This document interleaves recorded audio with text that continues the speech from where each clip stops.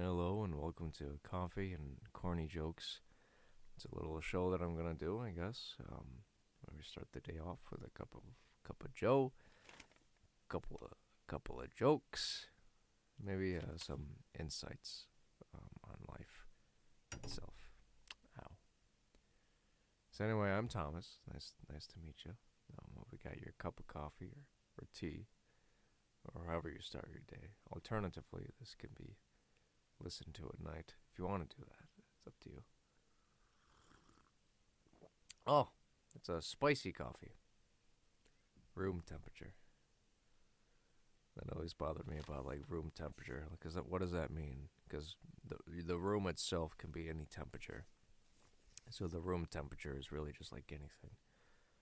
Like if you're in a room that's like -30 Celsius, that's the room's like that's the room temperature. Just like it's ambiguous to me. Another thing that's like ambiguous, that at least bothers me, is like when people say you shouldn't care what others think of you, which is bizarre because like it's like, for example, like if someone insults you and someone insults you and then you say, yeah, well, I don't care what you think, something like that, right? But then someone compliments you and then you're very thankful and you thank them back. So it's like you can't have it both ways. If you try to get into this paradigm where you can't care what people think of you, that means you also can't accept congratulations, which is very tough. That's a tough thing to do. It's like you have to reach a point where you can only do what you can do and only use people's praise as sort of a bookmark or as a feedback system to see if what you're doing is acceptable to them.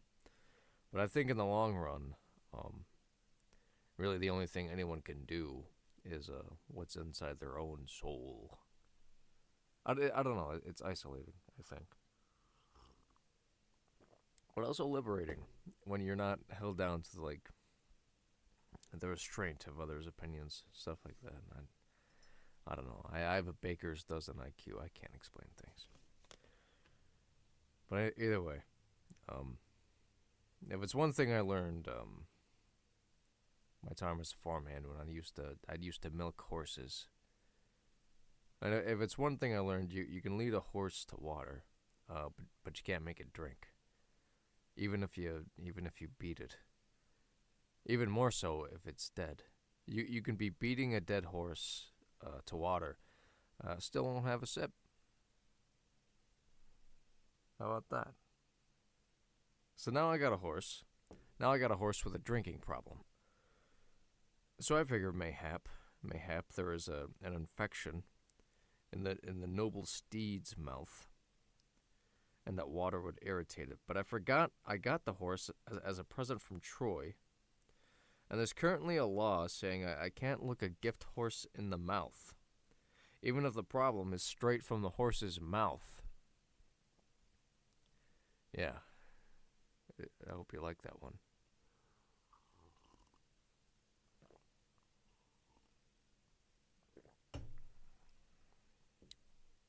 But yeah, it's like when people say, "Oh, you shouldn't care what other people think." Well, when I'm crossing the street, and someone's driving a car, I would hope that they would think of me as someone who wouldn't be able to survive a collision with a 2-ton vehicle behemoth. What I'm trying to say is that I wouldn't want to get hit by a car. That's what I'm saying. Hit and run. That's funny. Because you were driving. They should call it a hit and drive. I like the people who hit and stop, though. The people who hit and stop are courteous. Can you believe there are some people who will hit and drive a cat or a dog, and they won't hit and stop? That's pretty rude. I think it's a law now. If you hit and drive someone's dog, that's illegal. You have to hit and stop a dog now. I don't think cats are under that jurisdiction though, so you can hit and drive a cat. which I wouldn't recommend. I like cats. I wouldn't recommend hitting driving anything, really. Unless if that's particularly how you hunt. A bunch of like drunk rednecks in the woods with an ATV driving down, try to run over a deer. I wonder if that. That could be a good animal show. What upsets me is about the animal shows. You look at Animal Planet. Sorry to raise my voice. Most of them aren't even about gosh dang animals. What's going on there? I saw one show. It was about like ghosts on Animal Planet. Why? It's like they have like this criteria where they have to show like one animal every 2 minutes on a show. I think is the criteria. So they would be talking about like the spooky house, spooky ghost, and then like they would just make some off the hand cuff remark about their dog barking at a corner, and then it would have like a 5-second shot of the dog barking, or an actor dog barking, and then back to the show. So weird. An actor dog. What? Do they even do auditions for animals in Hollywood? I wonder what it would be like. You know what upsets me? The story, the ugly, I'm sorry I'm being so negative. Well, maybe it doesn't upset me, but it makes me curious. The ugly duckling. The ugly duckling. I think that's quite silly. There's no such thing as an ugly duck. Literally all ducks look the same. They all do. You ever see a duck? You see one duck, you see them all. That's what I'm saying. Same thing with a geese. You see one goose, you see them all. So it's like a duck can't be ugly. It's physically impossible. All ducks look the same. And the duck grows up to be a beautiful duck, which is also dumb because it's an average duck. Have you ever seen a duck that you thought, my God, that duck is beautiful? No. All ducks are cute. There's no such thing as an ugly duck. But I want to say a duck is beautiful. Maybe I should have my show on Animal Planet where we talk about stuff like this.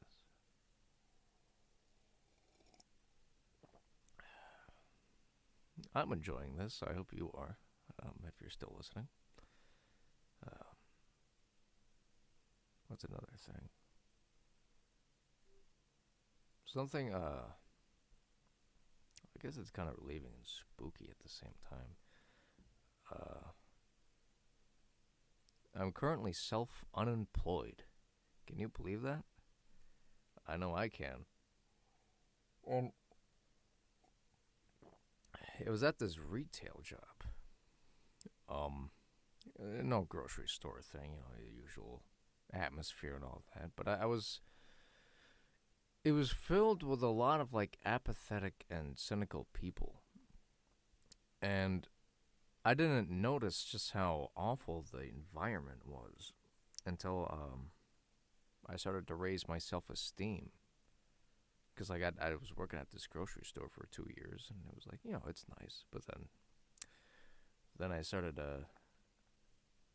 I kind of fell for the entrepreneur meme for like 2 or 3 months. When I would watch like Dan Locke and Tony Robbins all day, thinking, I'm gonna start my own business. Which I'm not a business person, by God. But I thought I was for 2 months. I even bought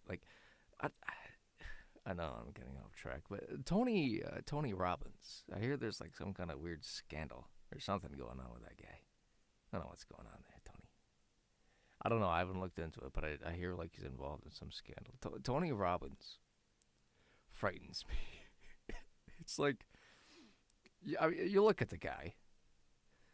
He gives off like the self-help guru, positivity thing, but like, there's, I don't know. I want to trust him with my kid. You look at him and it's like, I don't know. You're too enthusiastic. There's something sinister behind that. I don't know. That's how I feel. I'm sure Tony Robbins is listening right now. I apologize, Tony Robbins. You're 6'7", so please don't obliterate me. Yeah, the guy's flipping huge. Maybe I'm just jealous, you know. I mean, like to reach that certain amount of wealth, I think you do have to be kind of nuts, kind of wacky. And I guess that's just that. Um, I bought. I fell so hard for the entrepreneur meme that I bought this masterclass kind of thing for $2,000, which had Tony Robbins and what's that other guy, like Dean Grazioni, some guy. And it was like it was a weird masterclass online course thing, where I guess it would help you articulate what kind of business or what kind of um workshop you want to set up for $2,000. And like I was so adamantly following that for like 2 weeks, but then like I kept seeing like Tony Robbins' face for like 2 weeks, and it was offsetting. So I was like, this, I don't think I'm going down the right path. Tony Robbins' face is frightening me. I go to bed, Tony Robbins' face is there. His face is in my head. And it didn't feel right in my heart. Can you imagine me running a business? My God. So I was like, okay, I gotta stop doing this. So I sent in for a refund, and I got it back, and I blew the $2,000 on alcohol, more or less. Well, not it's weird. Like alcohol is like it's a very gradual thing. The price of alcohol, like you go to the bar, you get you get a cold one with the fellas, or if you're like me, you get a cold one with yourself at the bar alone, 2 a.m. You're keeping the bartender there, and it's like $6 for a brew, you know, and then plus tip. That's an American exclusive thing. I don't think they tip in Europe. I don't know if they tip in Asia, or I don't know if they tip in Antarctica. One of someone should open up a restaurant in Antarctica. That would be a complete monopoly, because I don't think anyone else has any restaurants in Antarctica. Would that be a cool tourist idea, Antarctica? Like you set up some kind of cool little resort or something in Antarctica, and you have like this exclusive airline that goes to like this really cool building in Antarctica, you know. And with all the flooding, you can have a water park in Antarctica. Yeah, it's like, okay, you get like, I'm excited. See, I'm an entrepreneur actually. Tony Robbins fund this idea. You get okay, so you're at Antarctica, and yeah, you open up a little water park, but you put like big heaters all around. So it's like it feels like summer while you're in Antarctica, and you take all the melted ice cap water, and you make it a big water slide, something out of that. See, that's making the best out of a bad situation. That's what a good entrepreneur capitalist does. We take global warming and we find a way to profit from it. And I think that's a pretty good idea. I would totally go to an Antarctica water park. I hope you would too.